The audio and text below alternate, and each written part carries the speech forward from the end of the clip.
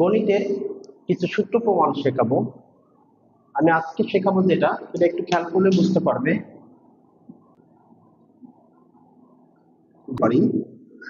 যার দৈর্ঘ্য, প্রস্থ ও উচ্চতা সমান, অর্থাৎ যে ঘনবস্তুর দৈর্ঘ্য, প্রস্থ ও উচ্চতা সমান সেটি ঘনক।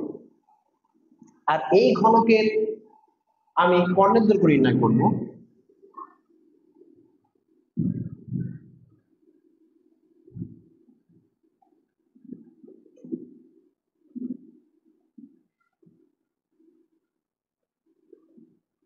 এ বি সি, যদি এখন আমি আরো নাম দিতে পারি ডি ই এফ জি। এই যে একটি ঘনক, এখানে একটু খেয়াল করতে হবে এই ঘনকের এই জায়গাটা 90 ডিগ্রি, তাহলে ত্রিভুজ বিকোণ সমান সমান 90 ডিগ্রি।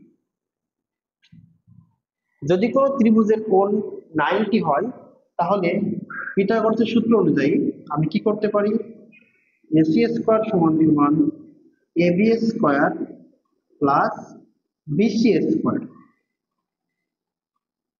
এসি স্কয়ার সমান সমান এখানে এবি হলো এ স্কয়ার, বিসি হলো কে, এটা খেয়াল করতে হবে এটি ছিল একটি বর্গ আর এটি বর্গের কর্ণের দৈর্ঘ্য। তাহলে বর্গের কর্ণের দৈর্ঘ্য আমরা সবাই জানি √2a। তাহলে এখানে আমি কি করবো, √2a হোল স্কয়ার বা এসি স্কয়ার সমান সমান এ স্কয়ার প্লাস 2a স্কয়ার বা এসি স্কয়ার সমান সমান 3a স্কয়ার বা এসি সমান সমান √3a স্কয়ার। অতএব এসি সমান সমান √3 *